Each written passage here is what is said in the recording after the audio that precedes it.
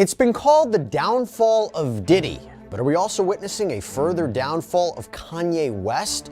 The Grammy-winning artist that some believe is a musical genius recently went on a crazed social media rant that included, among other things, a call to free Puff. The industry is built on illusions, carefully crafted images, and stories that the public is allowed to see. But beneath all that glitter and shine, there are shadows, dark shadows that stretch deeper than most fans can even imagine. For years, Around the world for months, and as you know, not for great reasons.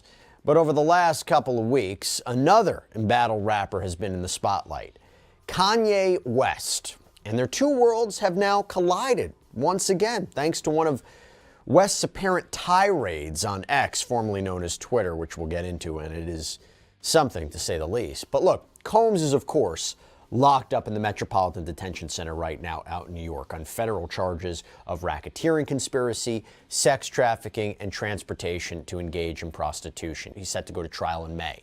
Prosecutors say he forced people to have sex with him and each other, often allegedly having his staff hire commercial sex workers to participate.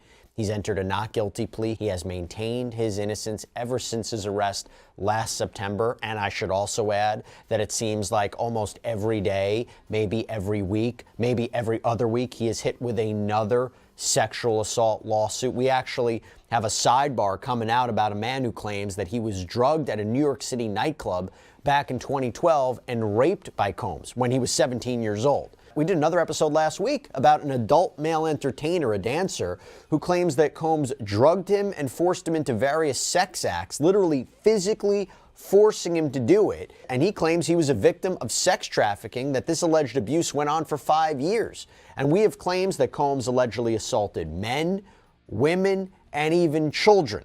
And how can we forget that Combs is also facing a lawsuit from a woman who claims that she was assaulted by him, and talking another rapper, Jay-Z, back in 2000 when she was just 13 years old. Bottom line, Sean Combs is fighting a lot of different legal battles right now, and coming to his defense, coming to his side from a PR point of view, not great. A lot of people who've known Sean Combs haven't spoken out about him, and I understand why.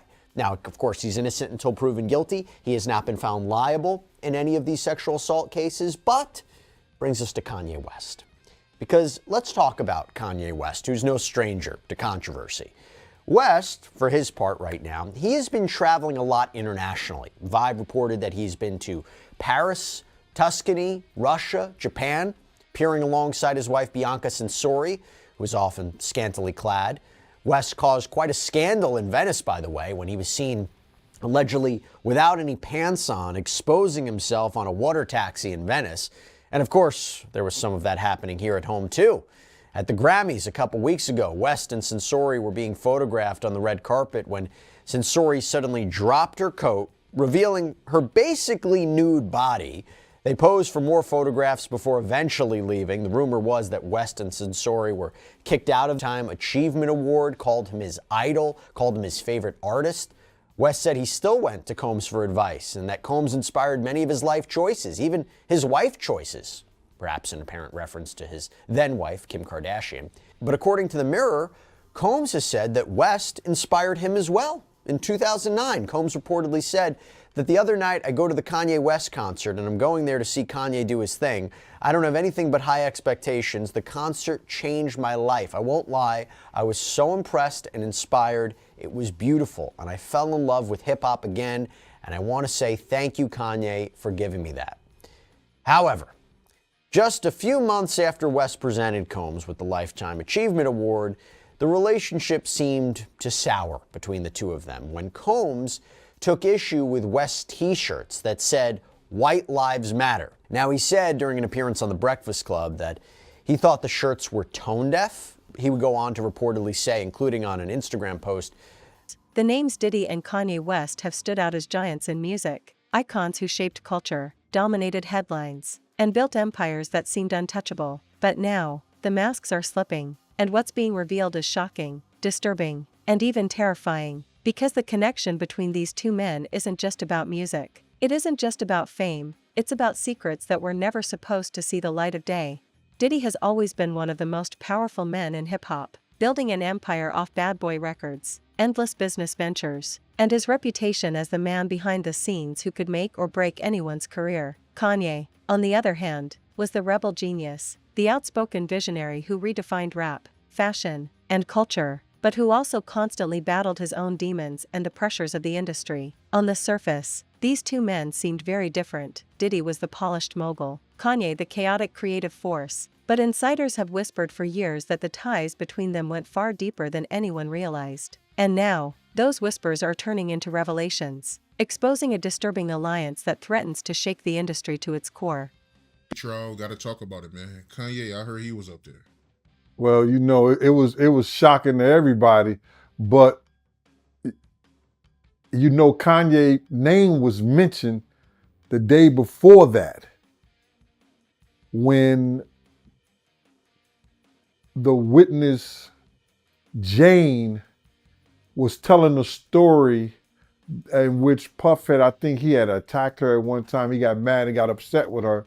I think he may have put her in a chokehold or something when he found out that she went to one of the freak-offs, but they said that it was a rapper who was married, and everybody, all the information that came out, it was pointing to Kanye West.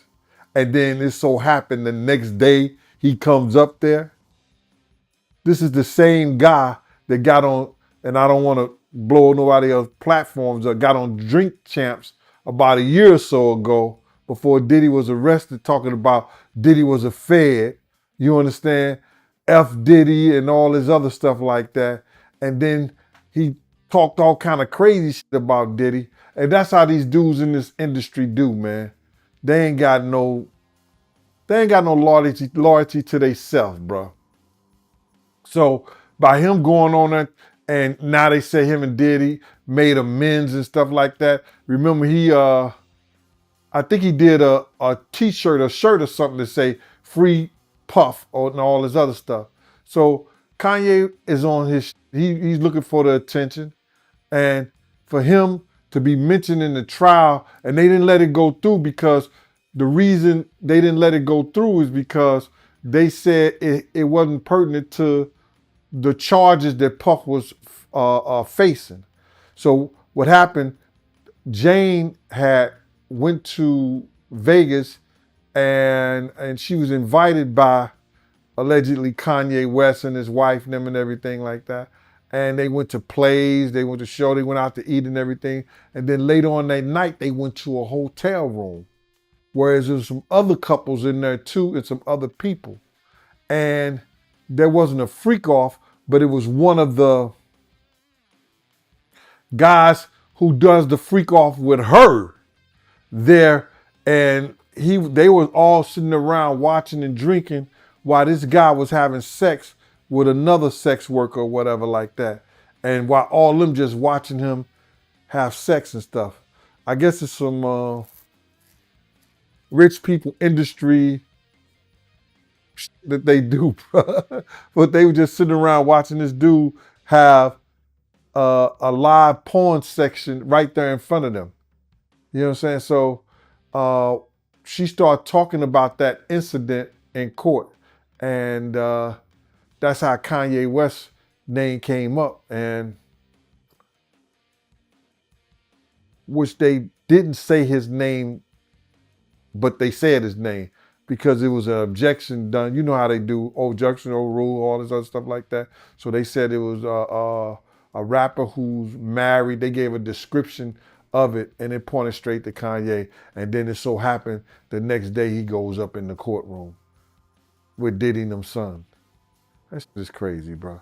It seemed like that, to me, if Kanye West... The first clue came in the form of Kanye's own rants, the ones people used to dismiss as the ramblings of a man losing control. He would talk about secret meetings, people trying to drug him, being invited to parties where the energy was dark and manipulative, feeling like he was trapped in a system that wanted to use him and then discard him. People laughed it off, the media branded him unstable, and the world moved on. But when you put those rants next to the growing pile of allegations against Diddy, the lawsuits, the testimonies, the reports of strange and disturbing private parties, the picture becomes much harder to ignore. Suddenly, Kanye doesn't sound so crazy. Suddenly, he sounds like someone who saw too much and tried to say it in the only way he knew how, while still protecting himself.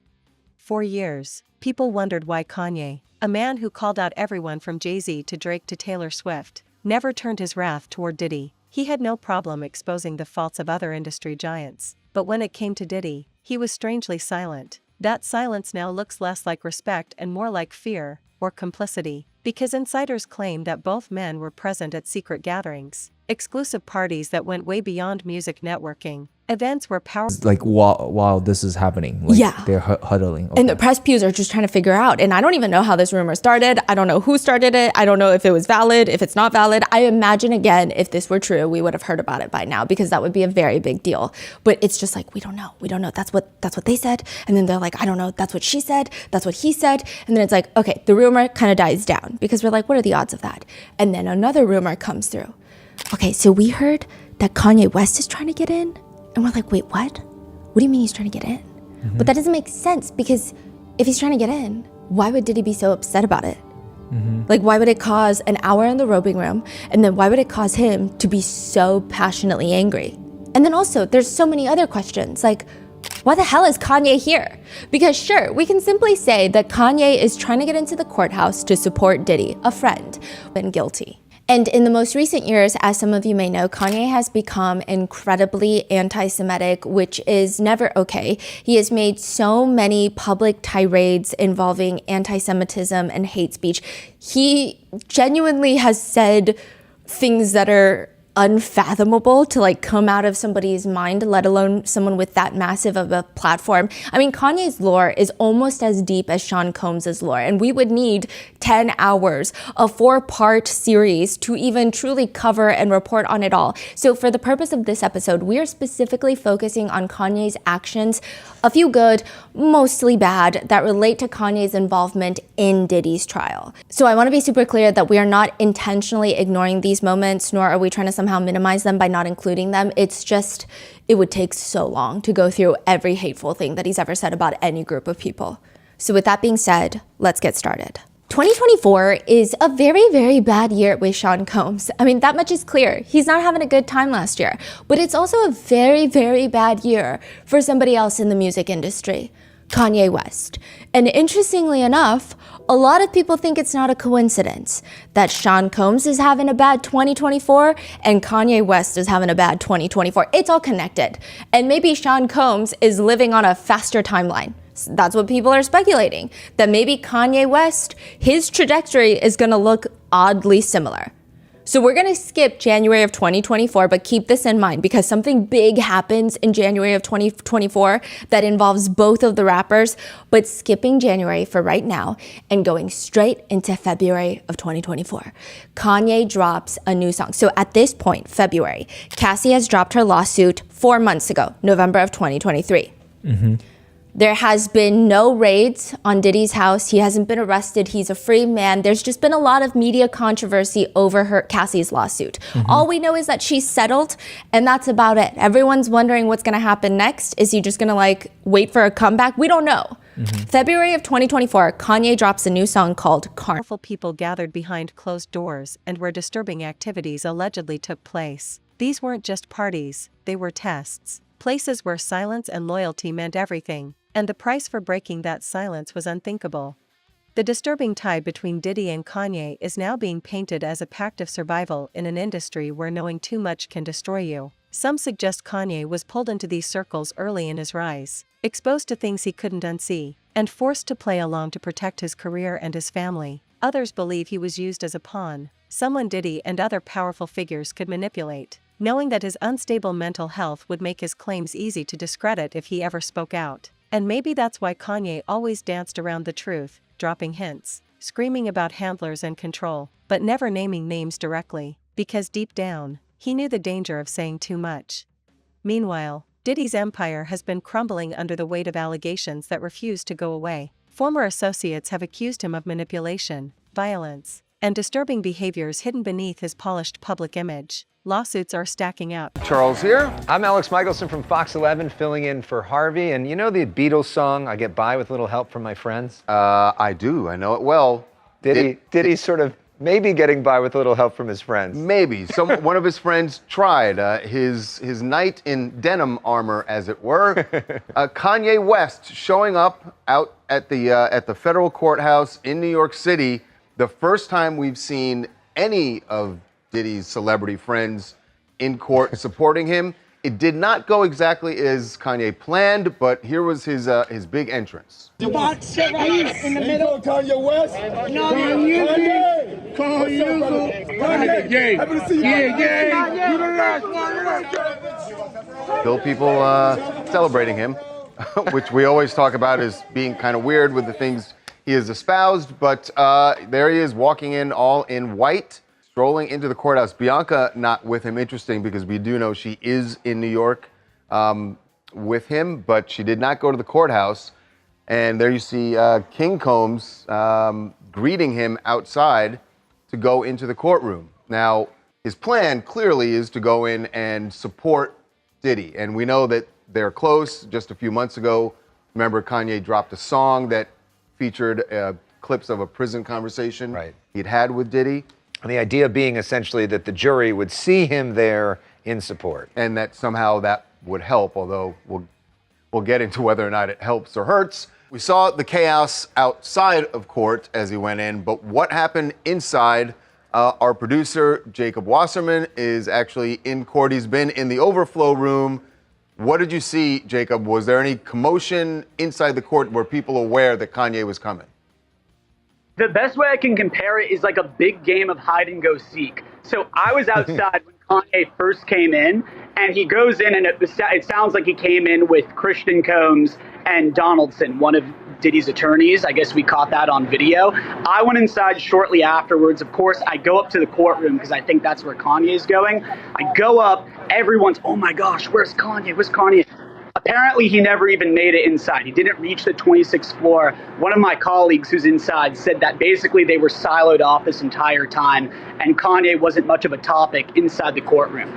I usually go to the 2 floors below, which is the overflow room, which is essentially like watching the court case happen on a big TV screen, and everyone thought he was going to come in there. So we go down, and it's like bedlam. Everyone is coming in and out every 5 seconds. They're upping security. At one point, they cleared off a bench in the back and had security standing in front of it. And it sounded like that he was going to come in and sit on that bench and watch it with the rest of us. But one of our PAs, who's also inside the courtroom, went on with a bunch of other journalists to kind of see where is Kanye, because that's what everyone was thinking. Is he in the cafeteria? Is he coming up here? Did he already leave? And what we learned based off talking with several people is it sounds like he was given his own private room, basically his own overflow room, which he was in for about 8 to 10 minutes. And then I assume was like, hey, I didn't come here to be in this private room by myself. I wanted to show face for Diddy and, to the public. And then eventually he left right after. So it was only there for a short period of time. And I'm not sure if other people got access to the overflow room that he was in, but if they did, it wasn't many. Right. So the jurors never saw him, and Diddy never saw him. Right. So no, and would know. No, yeah. So the jurors never saw him. The one thing I want to mention is, as I was saying, how I was in the overflow room and everyone's coming in and out, and it's this whole commotion. Nicole. And witnesses are stepping forward with stories of parties that sound more like nightmares than celebrations. And now, Kanye's name being tied to those same events adds another explosive layer. Suddenly, this isn't just about Diddy's downfall, it's about whether Kanye, the man who once claimed he was being used and silenced, was actually trapped in the same darkness all along. The courtroom has already become a stage for these revelations. Lawyers, journalists, and insiders are watching closely as Diddy's scandals unfold. And Kanye's name surfacing in connection with these allegations is sending shockwaves through the entire industry. Imagine the scene, a courtroom filled with reporters, attorneys hammering away at Diddy's empire, and suddenly, Kanye's name drops into the conversation. The gasps, the whispers, the frantic headlines that follow, it all points to one thing. The secrets these men shared are finally bleeding into the public eye, and there's no way to stop it now. The fans are torn. On one side, you have Kanye supporters, people who have long believed he was a victim of the industry, a man crying for help in a world that branded him crazy for daring to tell the truth. They point to his cryptic tweets, his outbursts. And Diddy hasn't gotten a lot of that, so he responded to it. Yeah, on his Instagram account. I'm not sure exactly how. I was wondering that myself. He has access. I was to wondering that access. myself. Maybe he told someone to do it. But Right. anyway, so thank you to my brother Ye, Yeezy.com. So yeah, celebrating it. So to be fair to Diddy, Diddy I know did- is something you don't hear a lot these days. Diddy didn't know what was coming. He did not know the firestorm that was about to come because Ye was just getting warmed up. And this is where it gets really just insane. This is what he started to say about, this has always been, he's always framed this as he doesn't like the business deals that he's made with Jewish people. This is a trope, by the way. Yes. Ain't nobody ramped up either. I'm calm as ice. This is how I really feel. So How I really can I felt. stop you for a second? He is now telling everybody, you may not have believed me before, you gotta believe me now. And by the way, the reason he's saying ain't nobody ramped up is because this is after several hours of tweeting, right? So he says, ain't nobody ramped up either. I'm calm as ice. This is how I really feel, how I really felt, and how I will always feel. Blank all your blank blank unfair business deals. Any Jewish person that does business with me needs to know I don't like or trust any Jewish person, and this is completely sober with no Henny.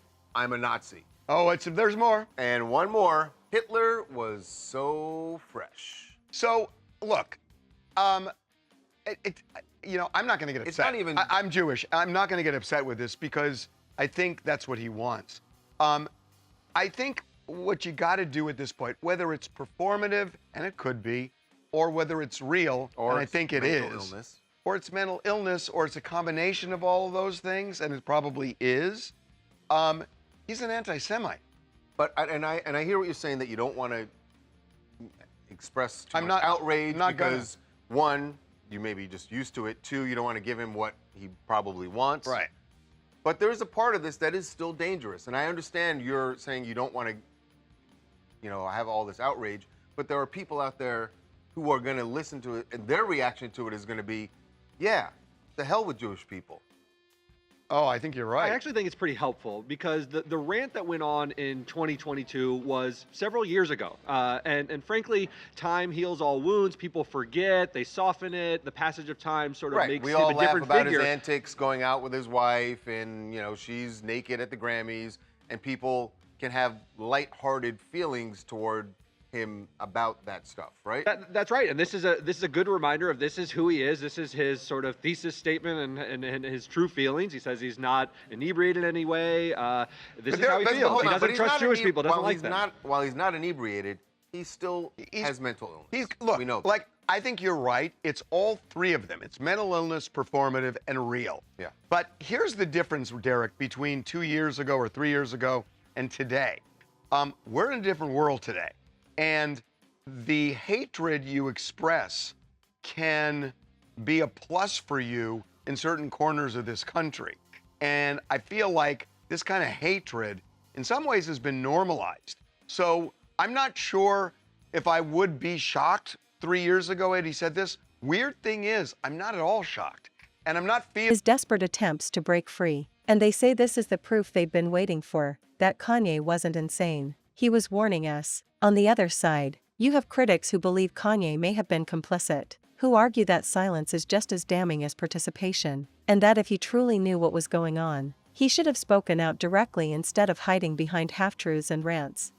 And then there's Diddy, furious, cornered, and unraveling. Sources close to him say he feels betrayed, enraged that Kanye's name is now being dragged into his mess, because for Diddy, this isn't just another scandal, it's the collapse of the empire he built, the legacy he fought to protect, and the mask he wore for decades. Every new allegation chips away at the myth of the untouchable mogul, and Kanye's name being linked to these disturbing ties makes the fall even harder.